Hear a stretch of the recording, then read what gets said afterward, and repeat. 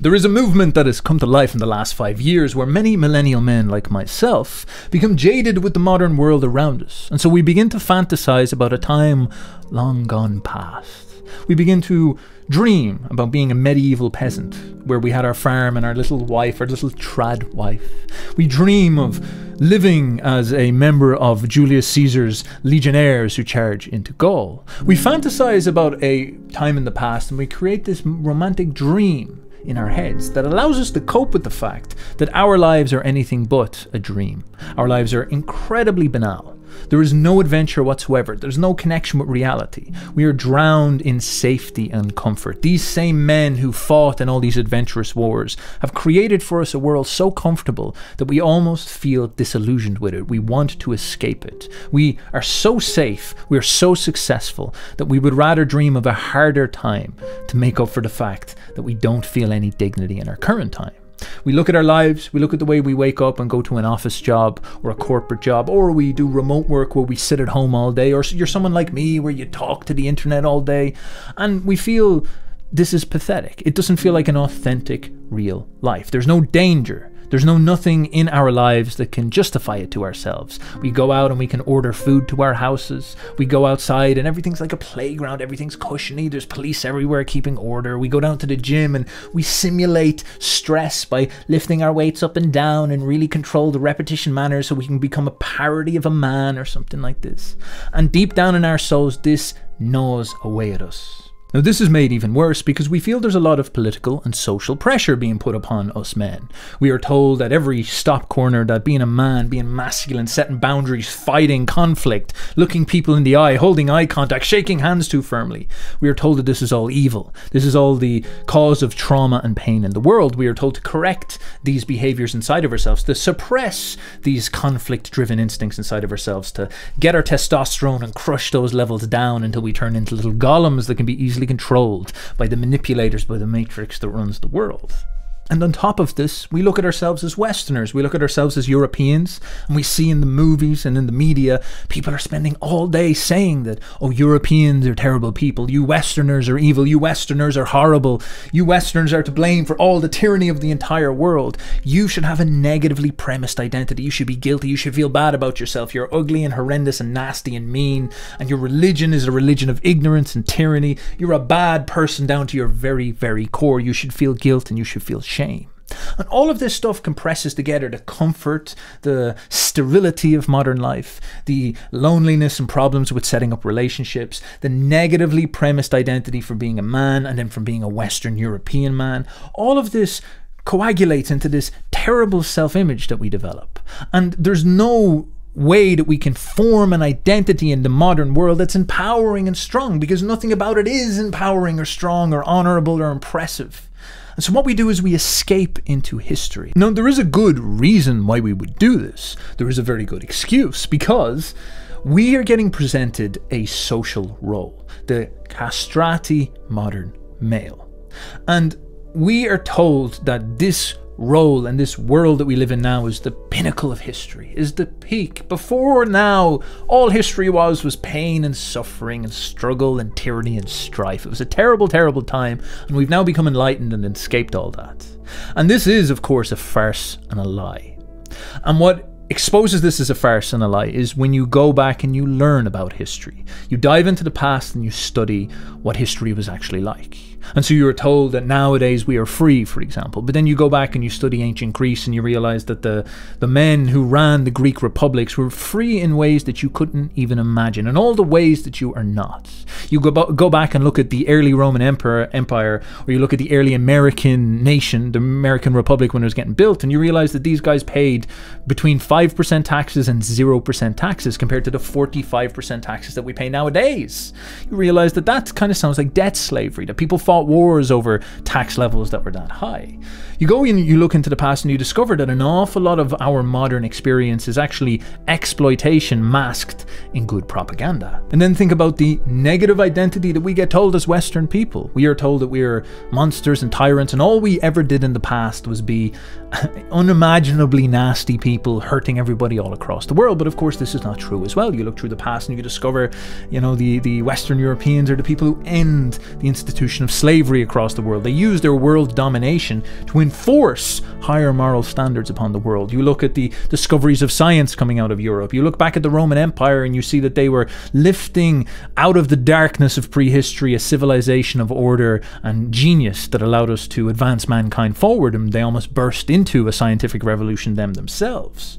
And you start to see all this and you start to realize that you are not quite the demon that you were sold as. In fact, your past, your history, your ancestors are something quite impressive, something you should be proud of, something that is maybe one of the best things that has happened in human history. And of course, this is great. We get a spiritual immune system because of this. When people try to demoralize us and install upon us a guilt-based identity, we can turn around and say, in my blood, I carry the legionnaires of Rome. I carry the grand European medieval knights. I carry the great, great people of the past within me. You cannot make me feel bad about myself because I am the gods, I am the ancestors manifest. But Friedrich Nietzsche comes along and piddles all over our little parade, and he points out a secret psychological neurosis that we have when we do this.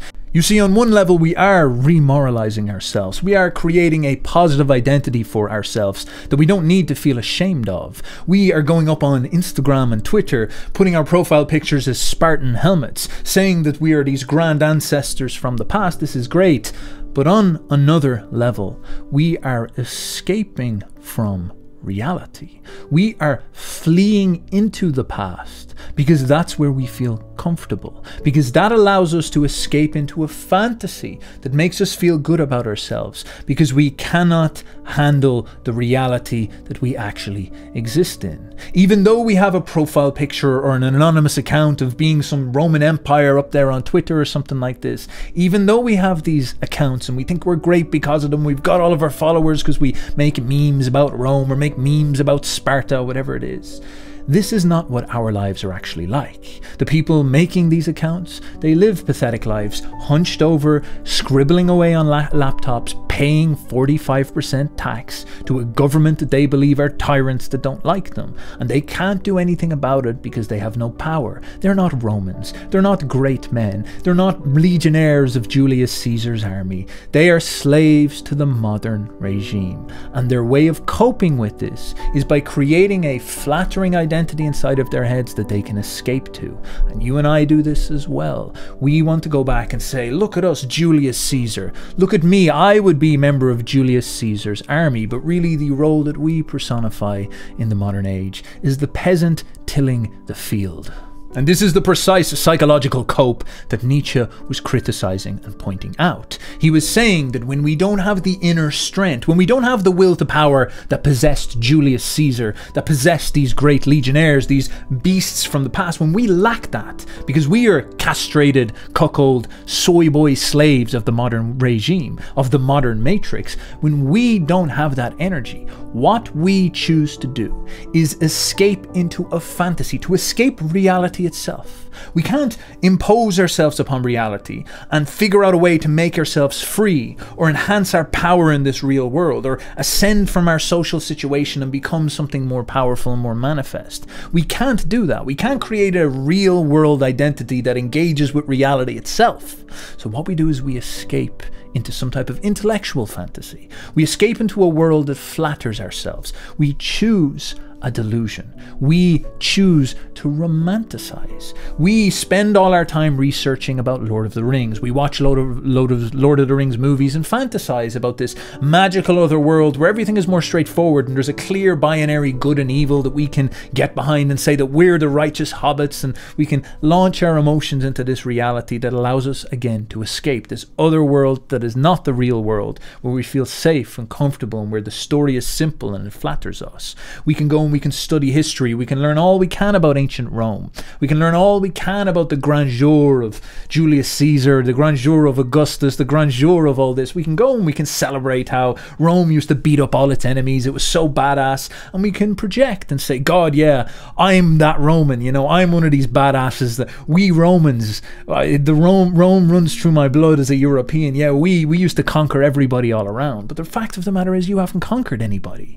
You don't have any strength. In fact, people conquer you. And in fact, if you go and participate in your modern state army, you're probably going to die for some type of banking family of some sort anyway. You're not some badass participating in Julius Caesar's army. You have no connection to that history in the past. Instead, you are fundamentally a drone, a pawn that is put together in these giant welfare armies that go out and fight pointless military-industrial complex usury wars. There's no grandeur or magic in your noble fighting. You don't have any connection to this type of reality. Your reality is much more brutal and bleak, and you can't cope with that because you don't have the psychological strength. So you escape from this through history, to the past, through tradition, or maybe even fantasy itself like Lord of the Rings. Now, to put this argument in summary, you are pathetic and weak. You are not an impressive man. You're not a great man. You're nothing compared to Julius Caesar. You're nothing compared to a Roman legionnaire. You can't fight. You can't publicly speak. You have no power. You are a tax slave for a modern regime.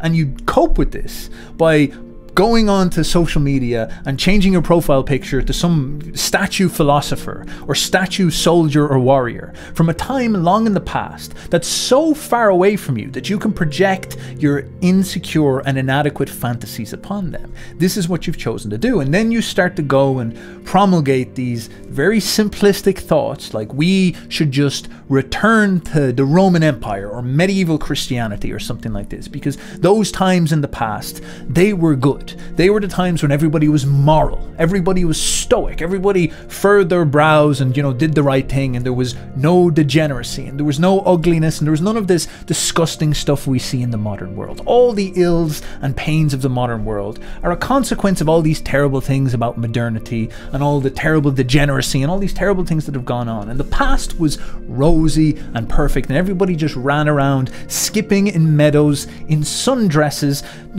girls with their milk jugglers just wobbling around, probably filling gallons of milk for you to drink, my man. And then the church would just give you your wife, and then you wouldn't have to go through the stress and struggle of trying to find a girlfriend among all these modern, worn out Miami hoes or whatever it is.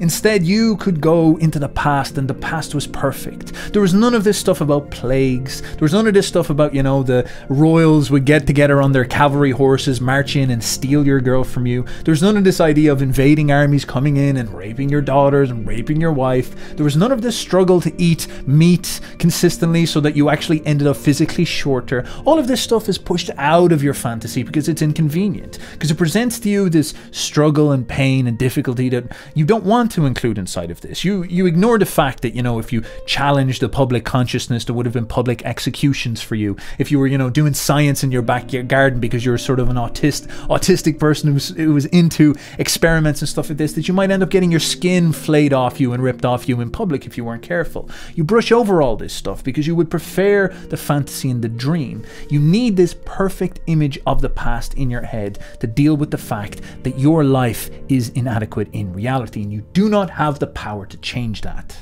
Now, I love Nietzsche's writings on this. These are some of his most profound articles and essays where he discusses this. One of them is called The Use and Abuse of History, and he specifically refers to this issue, where he would notice among philosophers or among historians or even among popular literature writers and people like this, that they would go and they would look into the past and they would create a fantasy of the past that would be very useful for them in their modern era, in their modern time. Because the fantasies and our dreams, our relationship with the past is that we're trying to use it to help us deal with emotions in the present most of the time. It's very, very difficult for us to take an objective view, a sort of cold, dispassionate view upon reality, because fundamentally we're passionate beings. We're wrapped up in all sorts of emotions, and the politics of the day and the anxieties of the modern day are always going to inform how we interact with history. And to us as reactionary, right-wing, conservative trads, whatever you want to call us, we millennial men who are jaded with the modern world, all those emotions, all of our jadedness with the modern world is going to color how we interact with the past. And that's something that's actually stopping us from seeing the past as it actually is. And it's very difficult for us to be aware of that we're actually lying to ourselves. We are distorting the past and reality to suit ourselves. And it's only sincere, it might even be wise for us to be able to call that out inside of us. Now, the psychological answer to this is a brutal and harsh realism. This is almost like a Buddhist approach or a martial artist's approach to reality.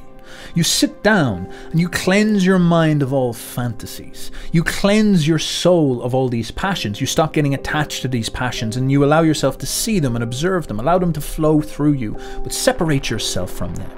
And you sit down and you realize that you are malcontent. You are jaded with the modern world. You sit down and you look at your laptop and you realize you're disgusted with it. You're disgusted with yourself, that you've got carpal tunnel syndrome from smashing away in this keyboard. You find yourself pathetic that you pay your 45% tax to the usurious regimes that run the world.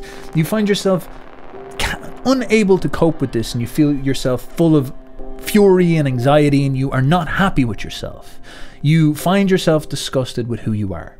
You believe you've been failed by your society and your family, and you are angry at the world for giving you this negative identity, and you become conscious of all this. And you realize that all these emotions are pushing you to escape into some type of fantasy, some type of delusion, some type of world where everything is better, everything is glistening. It's the opposite of this reality. It's some magical world that you can run away into. Of course, this is the Roman Empire, or as we said, medieval Christianity.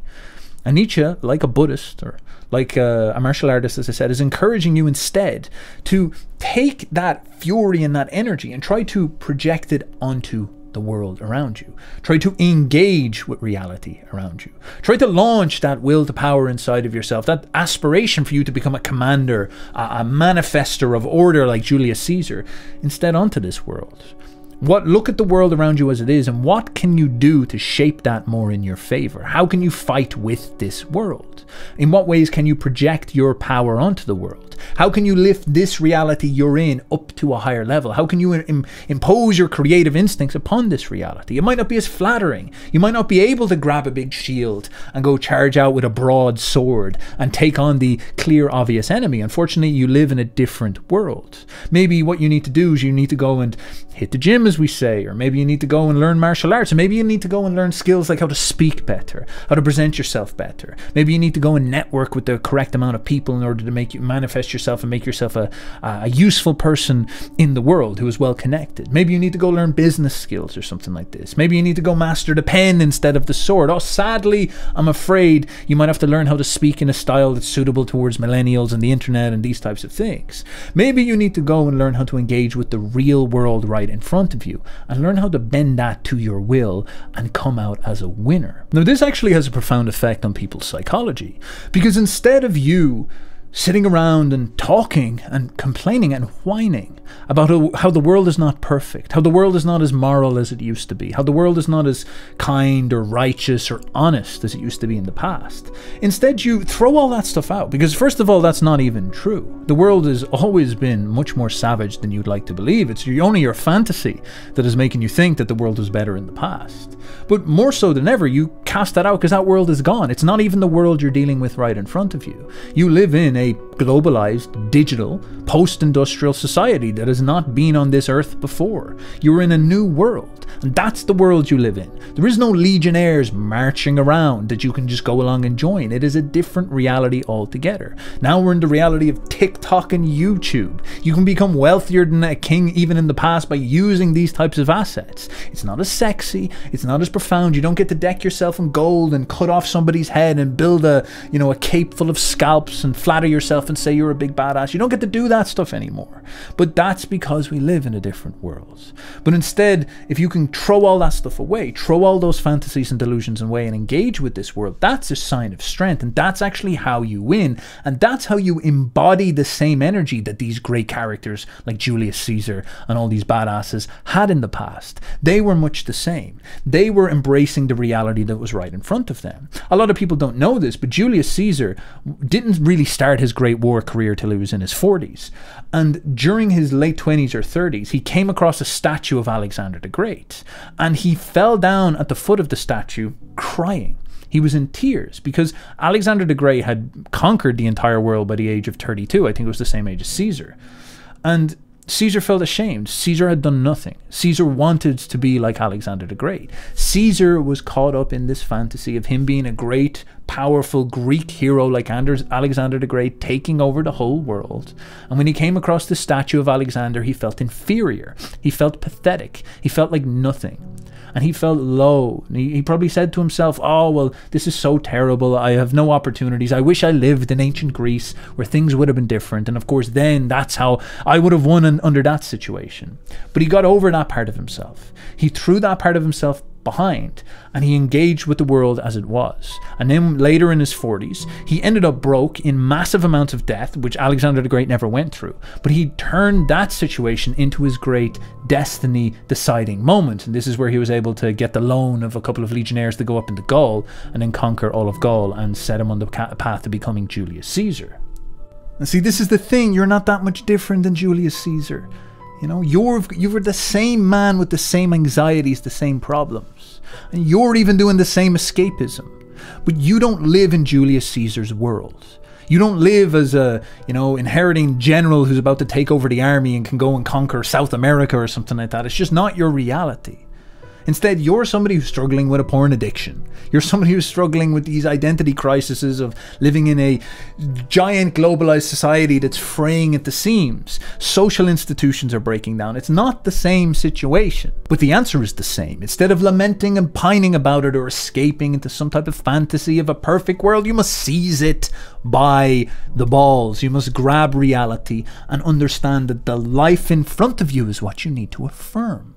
You don't need to escape into the traditions of the past. You don't need to return to something. You need to understand that the world as it is yours for the taking.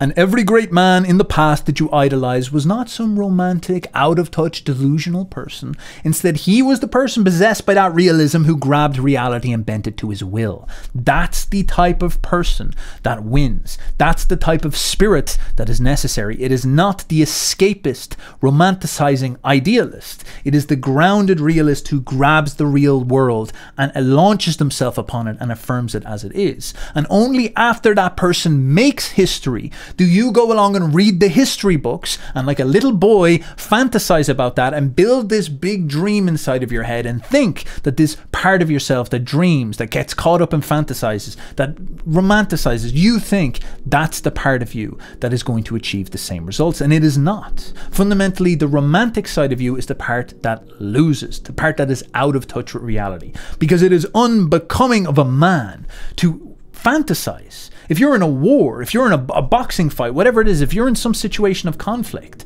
and your coach or your general catches you dreaming, fantasizing about something other than the reality in front of you, they will slap you across the face and say, wake up. There are bullets flying. Wake up. Stop getting caught up in a dream. This guy is coming out and he's trying to break your jaw. He's trying to give you brain damage. Focus on the reality in front of you. Stop getting caught up in delusions. Delusions get people put into hospital. Delusions get people killed. You have to get more serious. If you don't get more serious, you're going to get people hurt, and that's not a joke. It'll either be you or it'll be all your teammates around you. Wake up and come back down to the real world and engage with it. And again, this is all built on such a genius insight from Nietzsche, where a fantasy that supports our emotional ability to cope with the stresses of reality is something that we're going to choose to believe in more than reality itself, more than truth itself. Because truth is not useful. The truth, reality, these things have nothing to do with us being able to survive. If the truth of the world is that, lions murder gazelles and no God comes down and punishes the lion for this, instead nature rewards the lion for this. If no God comes and punishes all these people who are enacting usury upon us, none of that stuff is easy for us to digest. It's very, very hard on our self-image and our ego and our pride and our ability to stay moralized and believe in ourselves, to think that we are weak and we are pathetic. It's hard to be self-critical. It's hard if you're a fighter, if you're a boxer. It's very, very difficult to sit down and take the punch in the jaw. This is something that a man has to do if he wants to be successful. He has to turn around and be like, I'm not good enough. It's hard to say to himself that I'm wrong. I'm the one who can't throw the jab fast enough. I'm the one who can't slip the punch and come back with the counter cross.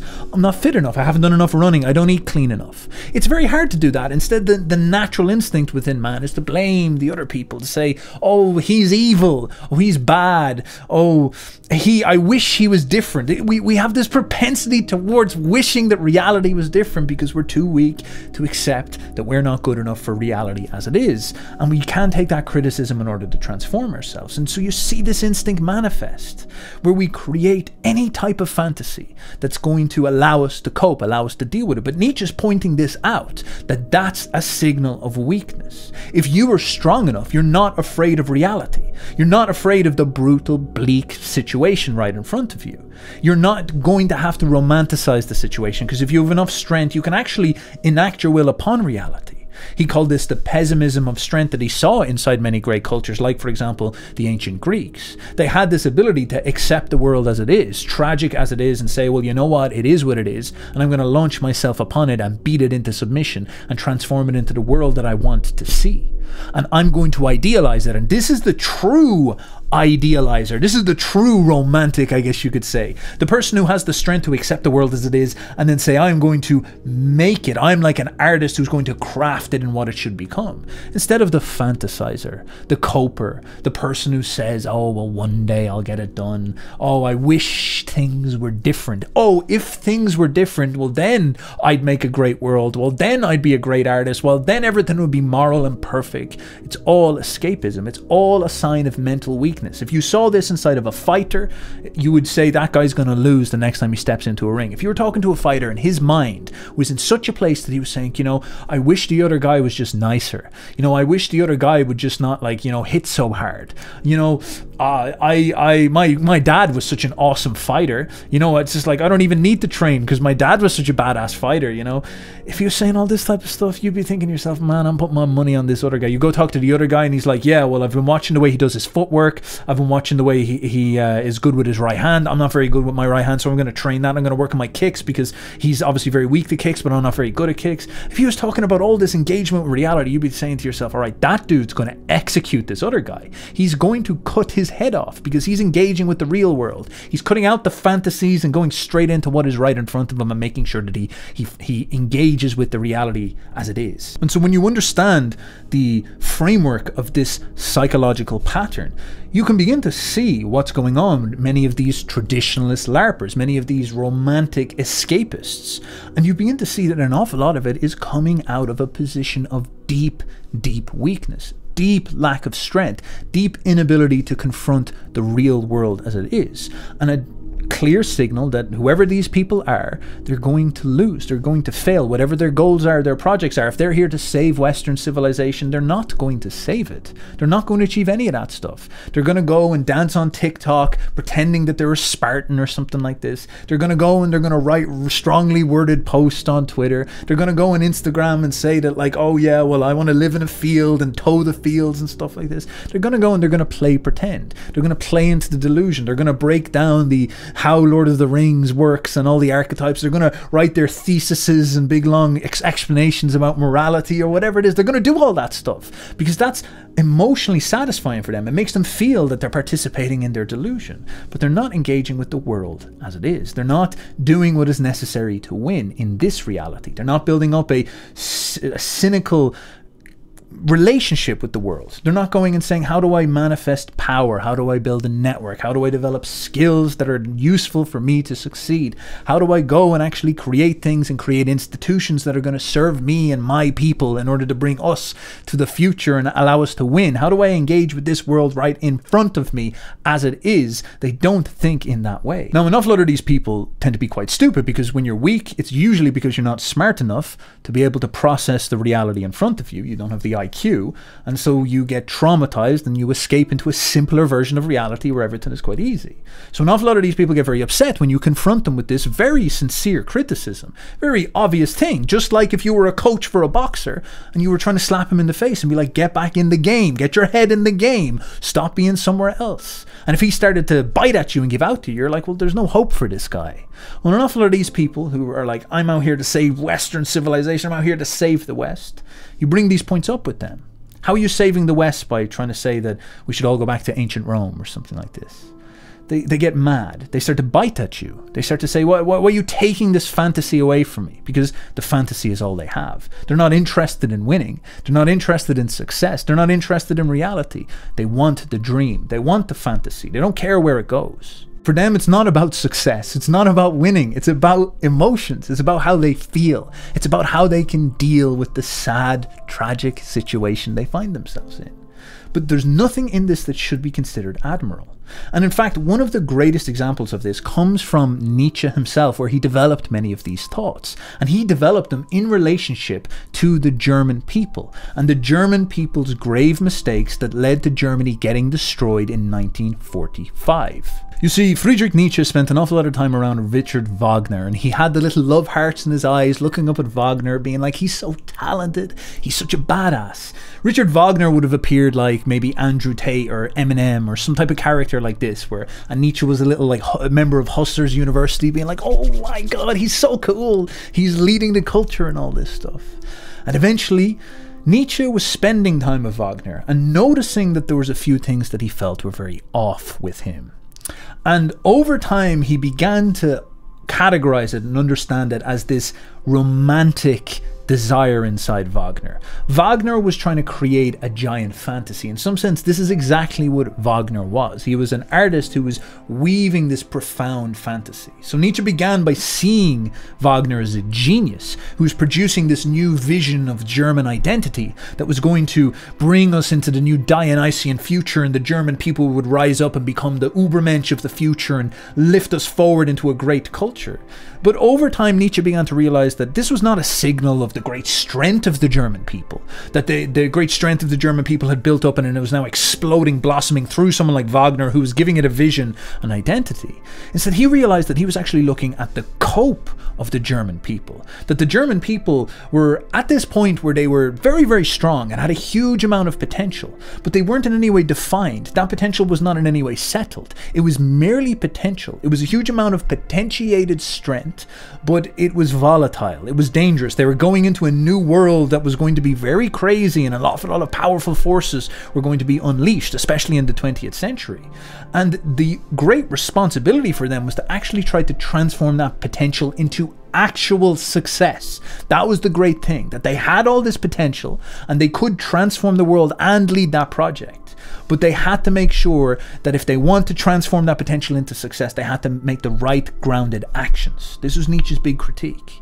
And he started to get really worried that what he saw in Wagnerism was the Germans deluding themselves. They were like a very good fighter who had a great potential to have a championship career, who got so caught up in the dream and all the bullshit that, you know, his friends was telling them, that they started to believe in their own bullshit and their own marketing and their own propaganda. And so Wagner comes along and he makes this big sort of Christian pagan blend of German identity where you have Siegfried and you have all these badasses, and the Germans are all these magical people coming out of the forest and they're so amazing and they're representative of this, like, you know, great Aryan man that is coming forward into the future. And it's all this building up of this fantasy that's obviously very flattering to the ego of the German people. And Nietzsche, you'll notice in his writings, is horribly harsh on the Germans, because he's like that coach who's sitting down with them and saying, turn off this fantasy. What are you doing? Stop saying to yourself you're the best fighter who's ever lived. There's clear mistakes that you are making. Humble yourself for a fucking second and look at what you're doing wrong. Pay attention to your mistakes. And Nietzsche criticizes them really harshly. He calls them cabbage head. He calls them frigid and autistic. He calls them all these types of things to try wake them up. He also gives them these compliments about having all this incredible potential. He loves the Germans and he criticizes them with this severity because he wants to make sure that they do something with this. But instead, the Germans get caught up in this fantasizing.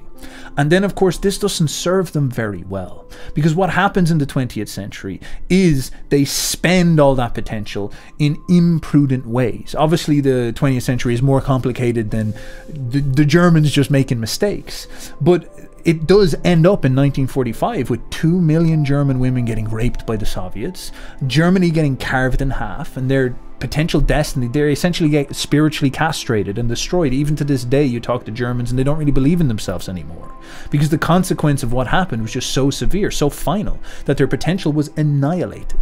They didn't get to decide the future of the world. Instead, they have been essentially wiped out of world history, and their influence is just not that relevant. They're like Carthage in relationship to Rome. Rome went forward into the future. Carthage we barely even remember at all. And this happened to the Germans. The Germans were wiped off the map and destroyed. And a part of this was their building up of impulsiveness, their building up of these fantasies. One thing that people often criticize the Germans for was underestimating the Russians, the USSR.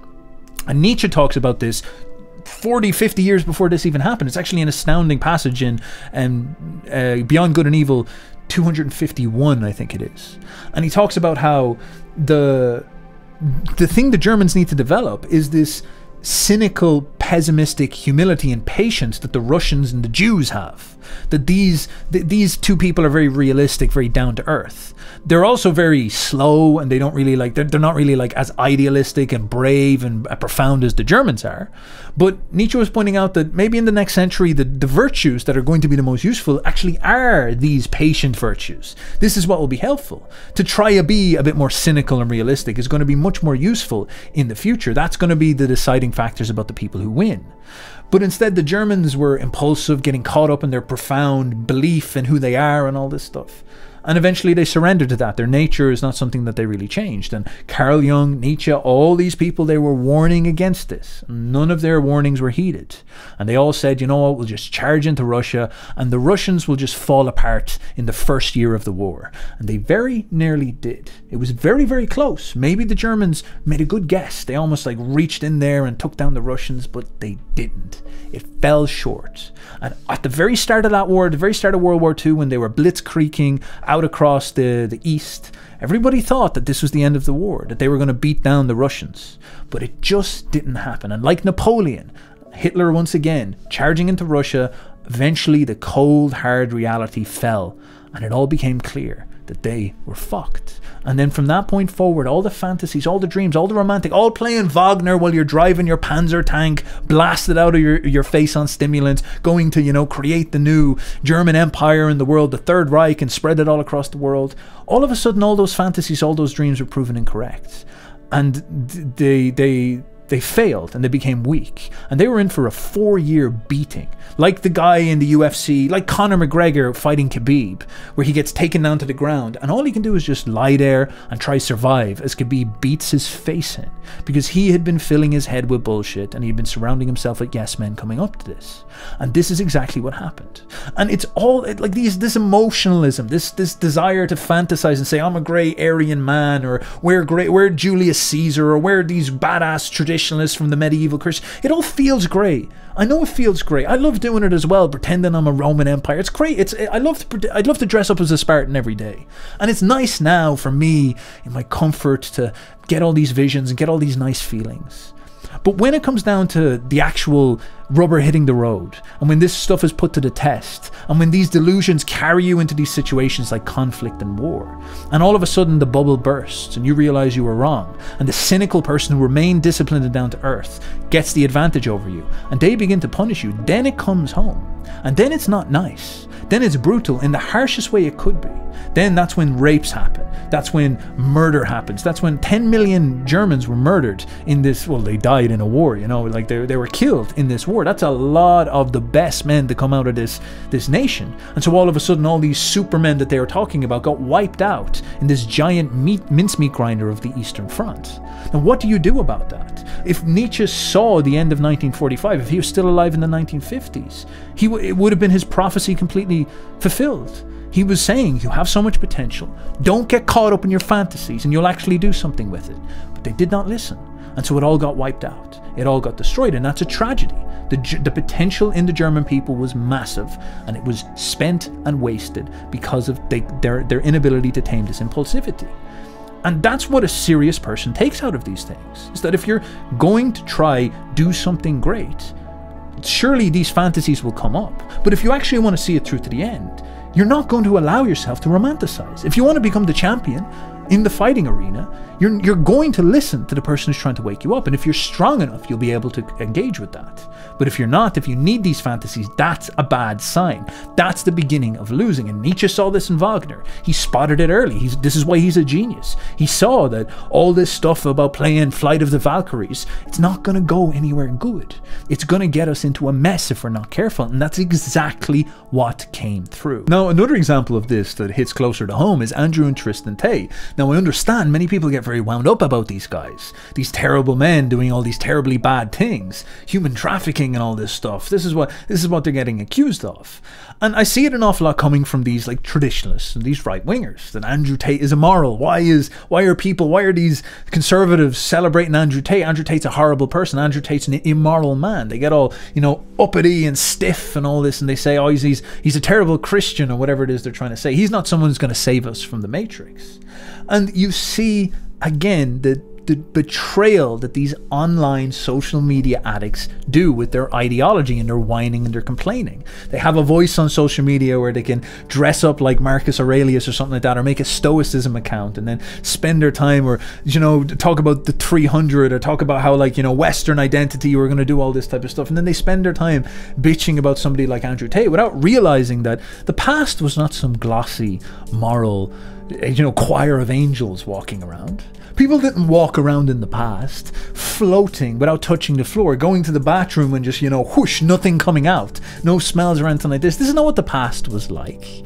Andrew Tate putting girls on webcam is not unusual compared to what you saw in the past. Julius Caesar was not some paragon of, you know, pious. He wasn't a good Christian boy going into church, taking his communion, doing his confession.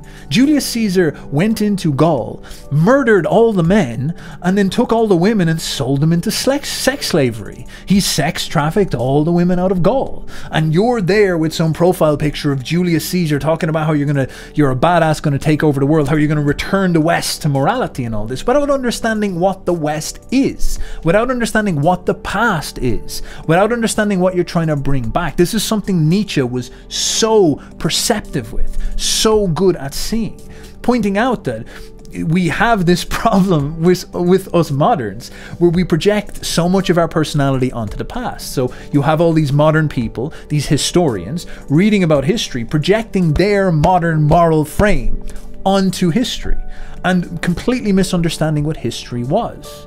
If you look at the movie 300, for example, the Spartans are presented to you as freedom fighters against these tyrants, Xerxes the tyrant, you know? So Xerxes is this big globalist, terrible, you know, he's the Matrix. Xerxes is coming in and he's like, I'm part of the Matrix. I'm here to pull you out of Husser's University. I'm here to take away your Christian values from you. I'm here to destroy your constitution of little Sparta, the little Republic of Sparta. And it's presented to you in 300 that, you know, Leonidas is this proud, moral, freedom-loving man, and he's going and he's collecting his 300 freedom-loving patriots to go and fight against Xerxes. This is what you see on screen. But the reality is not this at all, because the Spartans were a slave state. They had a underclass of people called the Helots that they used to routinely send their boys out to go murder with impunity as training to teach them how to keep the Helots in fear and teach their boys how to develop the cold-blooded ability to kill. The Spartans built their republic on oppression and slavery and restriction of rights. It was a caste system. This is what they had built in there. And when Xerxes was coming over, I'm sure Xerxes was just saying, well, you're not any more moral than we are. It was not some discussion about morality. You're just weaker than we are, so we're coming to conquer you because we're trying to absorb you into the Persian Empire. And we look back on this and we try to spin for ourselves a story that flatters our egos, a romantic story that's not connected to reality at all. And you see this again and again and again. You see these terrible tyrants, immoral bad men like Tate, taking girls and exploiting them and all this terrible stuff. And that's all well and good, but when you've got a Julius Caesar profile picture, when you've got some type of Roman Empire on your profile picture, you are invalidating your perspective on this. Because the Romans were monsters as well. They weren't moral people. There's none of that in history. History is not a moral story. History is full of savagery. You see exactly what our nature is like. People being like, Genghis Khan is so badass. I bet Genghis Khan would deal with these woke tards. I bet Genghis Khan would go and crush all these pride flags. Yeah, Genghis Khan is such a badass. And then you start throwing a tantrum about Tay. I'm pretty sure Genghis Khan probably raped the most people a man has ever raped in human history. Yet people are running around, you know, blowing bubbles about him or something like this. What is going on with these people? It's crazy. The Romans went into Corinth in the Greek city and castrated all the men, killed them, and then took all the women and human trafficked them off to the extent of the Roman Empire. They gave them to all their aristocrats and their elites. And it's hilarious how attached people are to these delusions. You would explain all this stuff to them. You would say, well, you know, the Romans were pretty monstrous as well. Nietzsche would say that they had a clear conscience about their true monstrous nature. They could act beyond good and evil. They weren't caught up with all this moral nonsense that we try to project upon the world that we do as moderns. And you point this out to people, and people say, well, you know, Julius Caesar murdering all those Gauls, you know, mass raping all these women. Julius Caesar was doing this because, you know, he was building a great Roman civilization. You know, Julius Caesar was special. Julius Caesar was different. You know, it's like a girl who's like with a guy who's abusing her, and she just keeps on coming up with this rationalization in her head about why he's different, why he's better, because they can't overcome the fantasy, they can't overcome the dream. And so it's like, yeah, Julius Caesar was, you know, he had a different heart. He meant different. He was, you know, he was building up Rome. He's superior to this. He's not an immoral, horrible person. He's a much more better man. And I know he did all those terrible things, but, you know, for a greater good, you know, for the greater good of building up Rome. This is the type of somersaults people do to try escape from embracing and affirming the natural morality of life. Instead, they have to create all these schemas, all these little rationalizations and stories in their head, because the story they have in their head about morality is what justifies their pathetic state.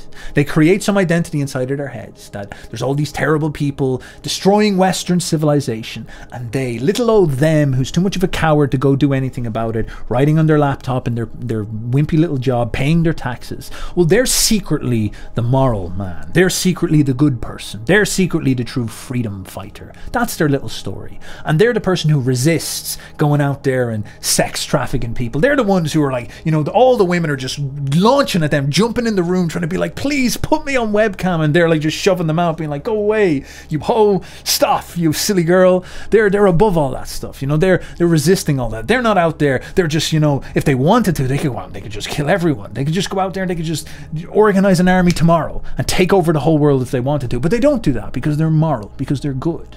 And instead they sit and they make their little Instagram profile or whatever it is, and they create some type of fantasy about them being a badass conqueror in the past. It's funny how the natural morality always finds its way to sneak in. And they talk about how they're going to take over the future and they're going to enforce morality and all these degenerates that they see in the modern world. And they start to build up this big romantic fantasy, because it's all they do. They sit around all day, you know, filling out Excel sheets so they can pay the government 45% of their life force. And then in their spare time, they allow this fantasy to just build up inside of their head. And they talk about how, you know, they think about how they would be the hobbits and Sauron would be so terrible and evil and it's all great and this type of thing. And they think about how, you know, how Julius Caesar and them are going to go around and end degeneracy in the modern world. Now, let me bring all this to a conclusion, because what I'm pointing out here, what Nietzsche was criticizing when he brought this up, and what I'm trying to illustrate to you in our modern examples, is that the thing that you must do on first principle is cultivate the strength within yourself. the spiritual strength to face the ugly truth of reality, the unromantic reality right in front of you. You're an office worker. You are stuck in a government system that taxes you very heavily to pay off these giant debt funds that probably is not exactly, good for you and quite exploitative. You do live in a reality that's a globalized digital world. There are airplanes. There are internet things. People don't dress up in armor and run out and do duels one-on-one to the death to fight for honor. None of those things exist anymore. That stuff is not here. What is here is a different world. And this world in front of you, maybe you want it to be a different way, but you have to accept this world first before you have any chance in changing it. And you have to learn to embrace this world. And this world is not all evil. It's not all bad. The modern world certainly has its problems, but the past was not any better. The past was not more moral. The past was not more angelic. The past was not more, fun or kinder or cool. The past was savage in different ways. We have a savagery living secretly inside of our age that's kind of hard to see, but it's there. But the past had its savagery. Maybe it was a little bit more out in the open, but that didn't make a difference for the people there. There was lots of people who would have caught a disease. You could get leprosy in the past and be screwed for your life, and there's nothing you can do about it. Nowadays you get these things and they have pharmaceuticals that can clean it up in a couple of months. That's amazing. That's such a good thing about the modern world. But on the flip side of the modern world, the pharmaceutical stuff can quite quickly turn into a psychosis and be a tyranny upon your life. The fact of the matter is that there's never going to be a perfect world. There is only this world, the ever-shifting chaos of samsara, and it's on you to find the strength within yourself to launch yourself upon it and beat it into submission, to whip samsara until it turns into something more ideal, to craft samsara and create such a vortex of strength in yourself, in your friends, and in your future that you see manifest a man so strong that he is beyond man, that he is able to overcome suffering. And the only way you will do this is not by dreaming about the Superman all day, not by getting all caught up in romantic fantasies about being more powerful than everybody else, but understanding that there's a world right in front of you that can be idealized, that can be shaped into something great. We could do something as historically profound as Rome. We could leave our mark on history. We could impress our handprint into bronze, into the tablets of eternity, and people could remember us forever. But we have to understand this life that we're in right now. We are not in the Roman Empire. We are not in medieval Christianity. We are not in the past. We're right here. And we're here and we can go towards the future, but we cannot go back.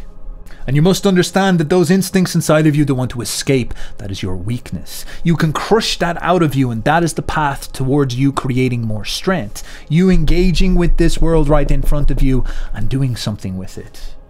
And this might be one of Nietzsche's most genius gifts to idealistic creators. These are the people who create the future, and very much that is who I am. I am a romantic idealist. I love dreams. I love the past. I love Lord of the Rings. I love escaping into fantasies. I spend so much of my time fantasizing. But I know from coming across this that I need to balance that out with a grounded realism, with a connection to reality. I need to stop projecting my fantasies onto the world, and I need to engage with the real world as it is. And this is something that Nietzsche is genius at. This is actually what Zarathustra manifests and represents.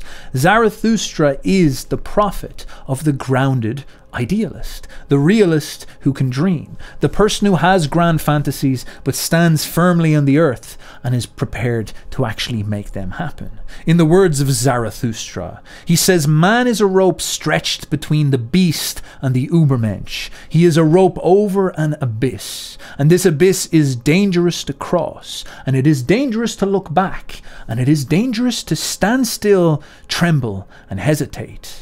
But what is great in man is that he is this bridge, and he is not the end.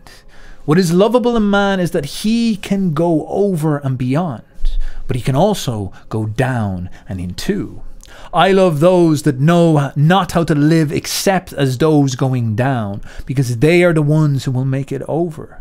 I love the great despisers, because they are the great adorers, and arrows of longing for the far-off shores.